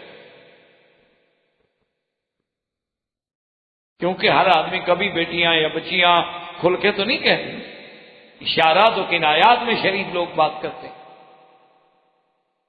اور اسی میں علماء نے بڑی مسائل ہیں، لیکن ان مسائل کا بہرحال کیونکہ اس مقام پہ تعلق نہیں ہے، ورنہ اسی آیت پہ بڑی بڑی مباحث ہیں، بڑی بڑی کتابیں لکھی گئی ہیں کہ کیا کسی لڑکی کا حق المہر اس کے شوہر کی نوکری بن سکتی ہے کہ نہیں بن سکتی۔ یہ فقہ میں بہت بڑا معرکۃ الآراء مسئلہ ہے، اور اس کے لیے بڑی ابحاث ہیں دقیقہ۔ امام ابو حنیفہ رحمۃ اللہ علیہ اس کے قائل ہیں اور بعض ائمہ اس کے قائل نہیں۔ حضرت موسیٰ علیہ السلام نے بھی قبول کر دیا، فرمایا اچھا ذالک بینی و بینک، کہ یہ تمہارے میرے درمیان میں وعدہ ہو گیا، لیکن ایک بات یاد رکھیں کہ ایما الاجلین قضیت، یہ میری مرضی پہ ہوگا کہ میں 8 سال گزاروں یا 10 سال، مجھ پر یہ زبردستی نہیں ہوگی کہ میں 10 سال ضرور گزاروں، اور جو ہم نے اور آپ نے عہد کیا ہے واللہ علی ما نقول وکیل، اللہ ہمارا گواہ ہے۔ اس لیے حضرت ابن عباس رضی اللہ تعالی عنہما سے کسی نے پوچھا کہ حضرت قرآن میں یہ نہیں آیا کہ پھر موسیٰ علیہ السلام نے 8 سال گزارے یا 10 سال گزارے، یہ وضاحت ہمیں نہیں ملتی قصہ موسیٰ علیہ السلام میں۔ تو حضرت ابن عباس نے فرمایا تم کیا سمجھتے ہو، وہ اللہ کے نبی تھے، جب بھی تم سے کوئی یہ سوال کرے تو ان کو بتا دینا کہ آپ نے 10 سال ہی گزارے تھے۔ اوفل اجلین، کبھی نبی چھوٹی چیز نہیں، پوری دیتے ہیں، زیادہ دیتے ہیں، کم نہیں دیتے، نبی کی شان ہی نہیں۔ اور اسی طرح انہوں نے کہا کہ حضرت ابن عباس ہمیں یہ بھی پتہ نہیں چلا قرآن پاک کے منشے سے، چونکہ قرآن تو یہ کہتا ہے جاءت احداہما، اور شعیب بھی کہہ رہے ہیں انی اريد ان انکح احدی ابنتی ہاتین، تو آپ کی شادی کس سے ہوئی تھی؟ 2 لڑکیاں تھیں شعیب علیہ السلام کی، بڑی یا چھوٹی؟ تو آپ نے فرمایا اصغرہما، کہ اگر تم سے کوئی پوچھے کہ ایما الاجلین قضا موسیٰ فقل اوفاہما، کہ 2 میں سے کتنی مدت گزاری موسیٰ علیہ السلام نے، تو کہنا وہ زیادہ مدت 10 سال والی۔ اور کوئی پوچھے کہ بھی نکاح کس سے ہوا تھا، تو بتا دینا کہ اصغرہما، جو چھوٹی بیٹی تھی حضرت شعیب علیہ السلام کی، اس سے نکاح۔ اور موسیٰ علیہ السلام نے پھر 10 سال، اب دیکھیں نا جی انقلاب زمانے پہ ذرا غور کریں کہ ایک وقت ہو آدمی شہزادہ ہو اور دوسرے وقت میں بکریاں چرا رہا، ذرا غور کریں آپ۔ اس لیے انسان کو کبھی ہر وقت اللہ سے معافی مانگنی چاہیے، اور جس حال میں ہے شکر کرے اللہ، یا اللہ تیرا کروڑ کروڑ شکر ہے جنہوں نے یہ حال میں رکھا، اسی یہ نہیں کہ دوسرے کو دیکھ کے جلتا رہے، کیوں کیا پتا ہمیں اس حال سے بھی نیچے گزرنا پڑے، تو پھر ہم کیا کریں گے؟ آج تو جناب عزت ہے، اللہ کا شکر ہے، ہمارے پاس گھر ہیں، مکیفات ہیں، اے سی ہے، گاڑیاں ہیں، گاڑی میں بھی اے سی لگے ہوئے ہیں، لیکن ہمارے اپنے ملکوں میں تو آپ جانتے ہیں انڈو پاک میں تو بڑے بڑے لوگ جو ہیں ان کی بھی طاقت نہیں ہوتی بیچارے کہ ایک گھر میں 5-6 ایئر کنڈیشن رات کو اکٹھے چلا کے سو جائیں۔ ہمارے تو یعنی بڑے بڑے لوگ، بڑے بڑے نواب فیملی کے لوگ جو ہے نا جی، وہ بھی مہمان آ جائے تو اپنی وہ مثال مشہور ہے نا کہ مونچھ اونچی رکھنے کے لیے وہ چلا تو دیتے ہیں لیکن نظر گھڑی پہ ہوتی ہے کہ مہمان نکلتا کب ہے شریف آتا، کیونکہ ایک اے سی کا جب بل آئے گا 5,000 روپے مہینے میں، 5 چلائیں 25,000 روپے مہینہ، تو آپ الیکٹرک کا بل ادا کریں۔ یہ اللہ کی نعمتیں ہیں، اس لیے اللہ کا شکر کیا۔ اللہ نے گاڑی دی ہے، اللہ نے سائیکل دیا ہے تو شکر کرو، پتہ نہیں پیدل چلنا پڑتا، پیدل چلتے ہو تو شکر کرو، اللہ لنگڑا کر دیتے تو ہم کیا کریں؟ دیکھتے نہیں ہو ویل چیئر پہ کیسے کیسے لوگ بچے، یہ آپ کی ہسپتالیں تو خدا جانتا ہے مقام عبرت ہے، یہ ہر ہیکل بھی اگر آدمی ہدایت نہ پکڑے تو میرے خیال میں پھر کہیں نہیں بن سکتا، کہ آپ کے سامنے تو ہر وقت ایسے ایسے یعنی حالات آتے ہیں کہ کتنا بڑا آدمی ہے، اندھا ہے، ایک نوکر پکڑ کے، یعنی اگر وہ نوکر ہاتھ چھوڑ کے اس کو کھڑا کر دے، اسے یہ نہیں پتا میں کہاں جاؤں، کروڑوں پتی ہے لیکن اندھا ہے۔ اللہ نے ایک آنکھیں لینی محتاج ہے، چپراسی کا بھی محتاج، نوکر کا بھی محتاج، ڈرائیور کا بھی محتاج، گھر میں ہے بیوی کمرے میں بیٹھی ہو نہیں پتا کہاں، تو اللہ کی نعمتوں کا شکر ادا کیا۔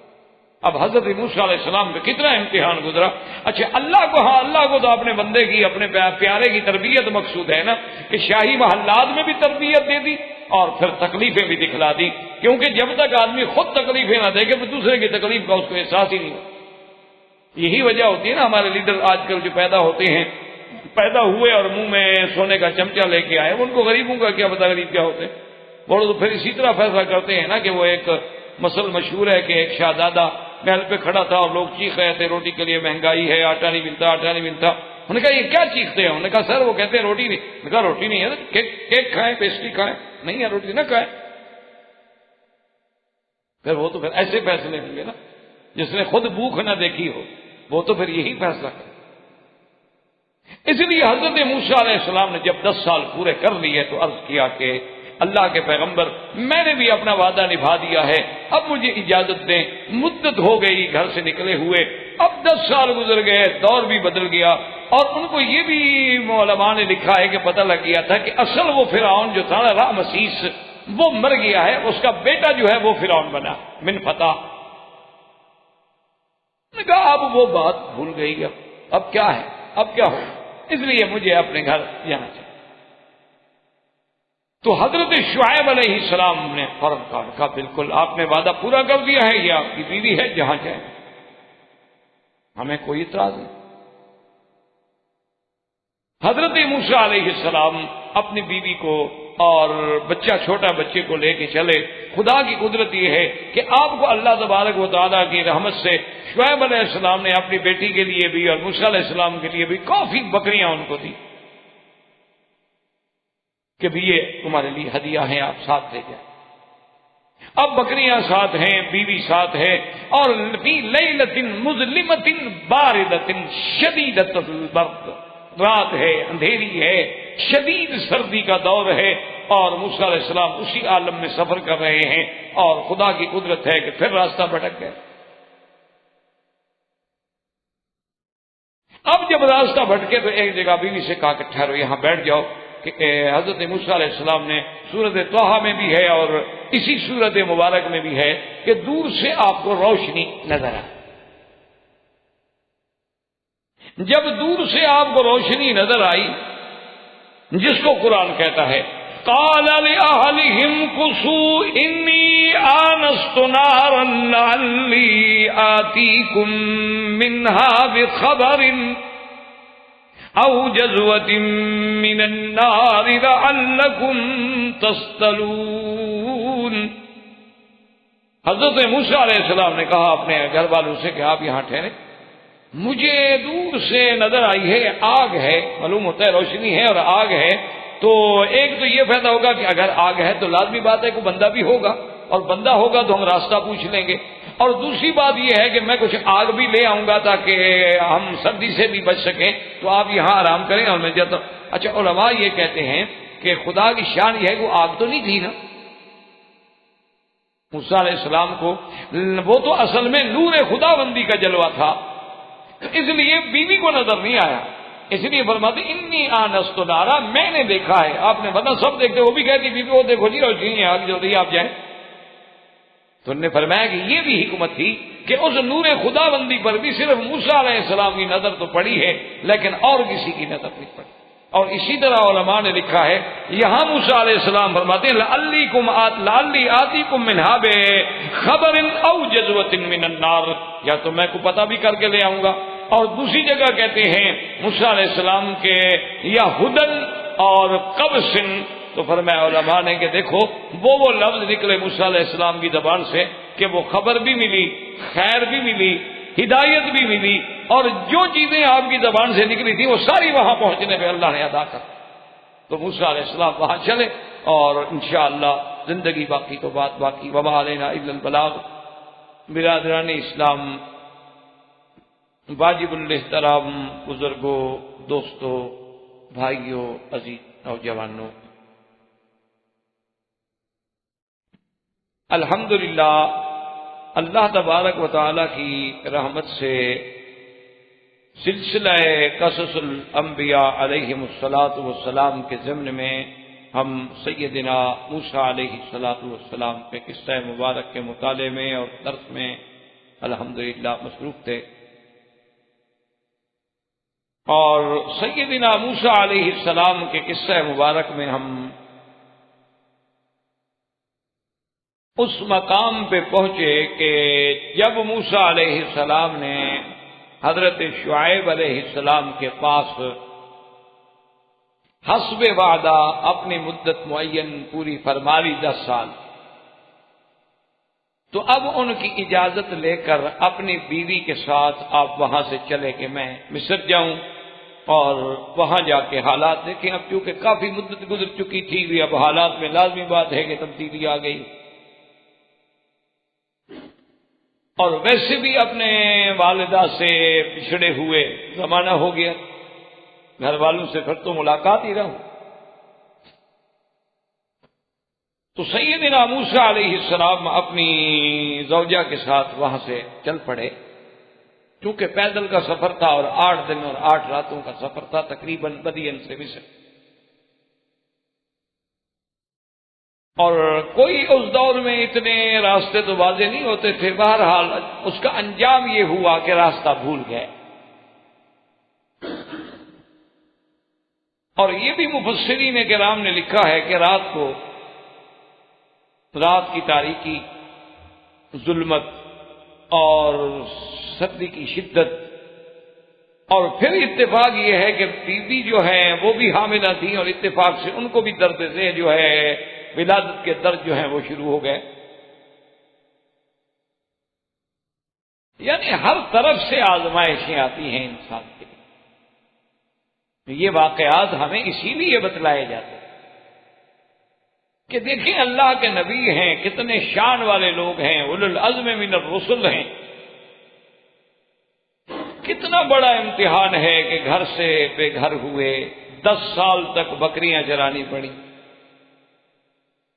ایک دور ہے کہ شہزادوں کی طرح زندگی بسر ہو رہی ہے فرعون کے گھر میں، اور ایک اب یہ عالم ہے کہ 10 سال کے لیے بکریاں چرا رہے ہیں، اور اب سفر فرما رہے ہیں تو نہ کوئی خادم ہے، نہ سواری کا انتظام ہے، بیوی ہے، بکریاں ساتھ ہیں، اور موسیٰ علیہ السلام چل رہے۔ تو یہ سارے ہمارے لیے اسباق ہیں، ہمارے لیے سبق ہے کہ زندگی میں ایسے حالات ہوتے ہیں، اور انسان کا کام یہ ہے کہ ہر حال میں اپنے اللہ کی رضا پہ راضی رہیں اور اپنا تعلق جو ہے وہ اللہ سے نہ کریں۔ اسی اثناء میں موسیٰ علیہ السلام نے دیکھا کہ جانب طور جو ہے اس طرف سے ایک روشنی ہے جیسے آگ ہو. تو آپ نے اپنے آل سے فرمایا قال لأہلہم کسو، اور اسی میں ساتھ یہ مسائل بھی تھوڑے تھوڑے سمجھ لیا کریں کہ جیسے آج کل روافض یہ کہتے ہیں نا کہ اہل بیت سے مراد جو ہیں وہ صرف سیدہ فاطمہ الزہرا اور حضرت حسن، حضرت حسین اور حضرت علی ہیں. ان کے علاوہ وہ کسی کو اہل بیت یعنی خاص طور پہ ازواج رسول کو وہ اہل بیت نہیں مانتے. حضور صلی اللہ علیہ وسلم کی بیویوں کو وہ اہل بیت تسلیم نہیں کرتے. اصل میں بہرحال اس کا پس منظر ہے نہ ماننے کی وجہ یہ ہے کہ اگر وہ اہل بیت میں مان لیں تو پھر تو ابو بکر کی بیٹی بی بی عائشہ کو بھی اہل بیت میں ماننا ہوگا، حضرت عمر کی بیٹی حفصہ کو بھی ماننا ہوگا، حضرت معاویہ کی بہن ام حبیبہ کو بھی اہل بیت میں ماننا ہوگا. تو ان کے لیے تو پھر موت آتی. اس لیے وہ ابتدا سے ہی انکار کر دیتے ہیں کہ جی وہ تو اہل بیت ہے ہی نہیں. اور اہل بیت جو ہیں وہ کہتے ہیں جی وہ اہل بیت تو بس یہ 5 ہیں، حضور پاک اور باقی 4 ہم ہو گئے، 5 تن پاک ہیں بس. لی خمستن اطفی بہا حر الوباء الحاتمہ المصطفیٰ والمرتضی ابناہما والفاطمہ. بس وہ کہتے ہیں یہ ہیں 5، اس کے علاوہ کون ہے اہل بیت؟ بس یہ 5 تن جو ہے نا جی یہ پاک. اور ہماری یہ بڑی بدقسمتی ہے کہ ہمارا ان کا یعنی روافض کا اور شیعہ کا ایک ملنگ یعنی مقصد ہے کہ بوٹی کے نشے میں رہنے والا، بھیک مانگنے والا، گلیوں میں پھرنے والا، جسے کوئی مذہب کا پتہ نہیں، دین کا پتہ نہیں، نماز کا پتہ نہیں، عبادت کا پتہ نہیں، لیکن وہ جب بھیک مانگتا ہے تو اپنے مذہب کی تبلیغ کرتا ہے کہ جی مجھے 5 اور 12 کا صدقہ خیرات دو، 5 تن کا صدقہ خیرات دو. تو وہ اپنے مذہب کی تبلیغ کرتا ہے. اور اہل سنت والجماعت ماشاءاللہ پہلے تو اہل سنت ہوتے تھے حضور کی سنت سے، اب اہل سنت ہیں سن ہونے سے. جیسے بدن سن ہو جاتا ہے نا، ٹیکا لگاؤ چاقو لگاؤ پتہ نہیں لگتا. یہ انہوں نے آپریشن کرنا ہو نا سن کرتے ہیں، پہلے ہم سن ہو گئے اس لیے سننی ہے. کہ ہمارے اہل سنت والجماعت نے کبھی کہا ہے آپ سے کہ انہوں نے بھی چلتے پھرتے ابو بکر عمر عثمان علی کا نام لیا؟ سوال نہیں پیدا. ان کو تو یہ بھی پتہ نہیں کہ حضرت ابو بکر کا نام کیا ہے. یعنی ہمارے اچھے خاصے اہل سنت کو پتہ نہیں ہے کہ حضرت ابو بکر کا نام کیا ہے، اسلام سے پہلے کیا تھا، اسلام کے بعد کیا ہے، صدیق کیا ہے، لقب ہے، کنیت ہے. ابھی بکر اگر کنیت ہے تو کیوں کنیت ہے؟ اچھے خاصے اہل سنت کو بھی علم ہے. اور ویسے اشتہار دیں گے لمبے چوڑے اہل سنت والجماعت اور سنتوں بھرے اجتماع. معلوم یہ ہوتا ہے کہ ساری سنتوں کا ٹھیکہ انہوں نے لیا ہوا.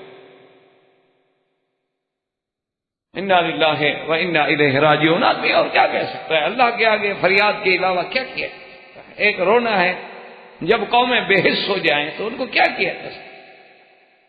اب ہماری تقریروں سے کیا جاگیں گے؟ یہ تو پھر ہماری قوم تو اس حال میں پہنچ گئی ہے نا کہ جیسے علامہ اقبال نے کہا تھا کہ خدا تجھے پھر کسی طوفان سے آشنا کر، کہ خدا تجھے پھر کسی طوفان سے آشنا کر دے کہ تیرے بحر کی موجوں میں اس طرح. میں تو روز پڑھتے ہیں نا لوگ کہ آج اسرائیلیوں نے اتنے فلسطینیوں کو مار دیا، آج ہندوؤں نے کشمیر میں اتنے مسلمانوں کو مار دیا. جہاں دکھ ہوتا ہے وہاں مجھے خوشی بھی ہوتی ہے کہ اچھی بات ہے. اسی طرح ہم جاگیں گے اور جس دن ہم جاگ گئے اسی دن کفر مٹ جائے. یہ ہمیں جگانے کے لیے مارا جا رہا ہے، یہ اللہ کا نظام ہے. جتنا مرضی آئے آپ ظلم کر لیں، جتنا مرضی آئے آپ خون بہا لیں، ظلم پھر ظلم ہے، بڑھتا ہے تو مٹ جاتا ہے، اور خون پھر خون ہے، بہتا ہے تو جم جاتا ہے. جاگے گا مسلمان. ساری دنیا سے یہود کٹھے ہو رہے ہیں، وجہ کیا ہے؟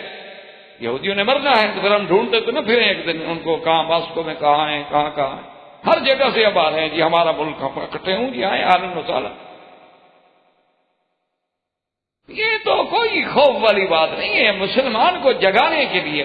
وجہ کیا ہے کہ ہم سو گئے. اب یہ عرب ہے نا جی، یہ سوئے ہوئے ہیں شیر. لیکن ابھی یہ خواب غفلت میں ہے. لیکن جس دن یہ جاگ جاتا ہے نا تو پھر اس کی تاریخ ہے. پھر اس میں خالد بن الولید پیدا ہوتا ہے، پھر اس میں محمد بن القاسم پیدا ہوتا ہے، پھر اس میں مصعب بن عمیر پیدا ہوتا ہے، پھر اس میں صلاح الدین ایوبی پیدا ہوتا ہے، پھر اس میں بابر پیدا ہوتا ہے، اور غریب غریب گھرانوں کے لوگ پیدا ہو کے جناب نشاط ثانیہ آگ نشاط بدل ڈالتے ہیں اور مردہ اسلام کو پھر زندہ کرتے ہیں. یہ آپ دیکھیں گے انشاءاللہ ہر چیز میں اللہ کی حکمت ہے. تو بہرحال اچھا اسی طرح آپ دیکھیں کہ جب بھی کوئی شیعہ بھائی نام لے گا حضرت علی حضرت حسین کہے گا علیہ السلام. اچھا اس کا اثر اتنا ہو گیا کہ اب سنی بھی کہتے ہیں علیہ السلام. حضرت ابو بکر کو کبھی آپ نے کہا علیہ السلام؟ انہوں نے کوئی قصور کیا ہے آپ کا؟ کسی سنی نے آج تک حضرت عمر علیہ السلام کہا ہے؟ سنائیں کسی کی زبان سے آپ. حضرت عثمان علیہ السلام. اچھا کبھی آپ نے سنا ہے کسی اہل سنت والجماعت کی زبان سے اس نے کہا امام ابو بکر؟ شیعہ تو شیعہ ہر سنی بھی کہتا ہے امام حسین. اگر امام سے مراد مسجد کے امام تھے یا کسی ملک کے، ملک تو ان کو ملا نہیں، تو پھر امام کیسے بن گئے؟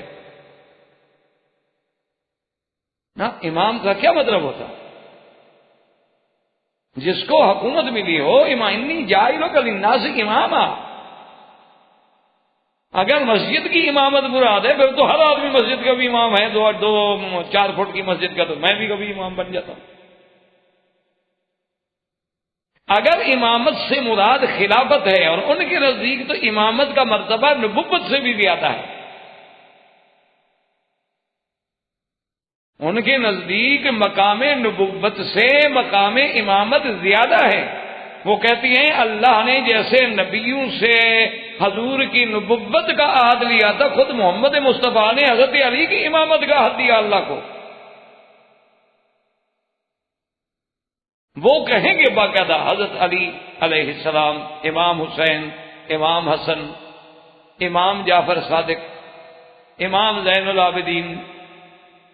لیکن سنی کی زبان سے کبھی آپ نے زندگی میں نہیں سنا ہوگا امام ابو بکر، جو حقیقتاً امام تھے، جن کو خلافت بھی ملی، حضور کا مصلی بھی ملا، اور جو صحیح معنی میں خلیفہ بلا فضل تھا، یعنی جس کو امام کہا جائے تو حق والا ہے امامت کا، اس کو نہیں کہا جاتا. وجہ کیا ہے؟ خراب کرنا. اور یہ آج کل ایک بہت بڑی ٹیکنیک ہے کہ ایک غلط بات کو آپ اتنے دفعہ کہیں کہ آپ کو بھی یقین ہو جائے کہ میں جھوٹ نہیں سچ کہہ رہا. یہ جو ہے نا یہ بڑی تفتیش ہوتی ہے بڑی دور کی. ہم تو ابھی تک اسی بات پہ لڑتے رہتے ہیں نا ماشاءاللہ کہ جناب نماز میں جو ہم نے کھڑا ہونا ہے تو درمیان میں فاصلہ کتنا ہو. ہم تو ابھی انہی مسئلوں میں پڑے ہوئے. ہم نے تو ابھی تک یہ جھگڑے ختم نہیں کیے کہ ہاتھ سینے پر ہو، ناف پر ہو یا نیچے ہو، اور جناب پاؤں کے ساتھ پاؤں کیسے ملا ہو، گٹے کے ساتھ ٹخنے کے ساتھ ٹخنا ہو اور کندھے کے ساتھ کندھا ہو. ہم اسی جھگڑے جو ملا لیں وہ بالکل ٹھیک ہے، اور جو نہ کرے وہ نعوذ باللہ حضور کی سنت کا مخالف ہے. انا للہ و انا الیہ راجعون. اور کیا کہیں. احباب کرام، اس کے بعد اب آپ اس مبارک سلسلے کی CD نمبر 20 سماعت فرمائیں.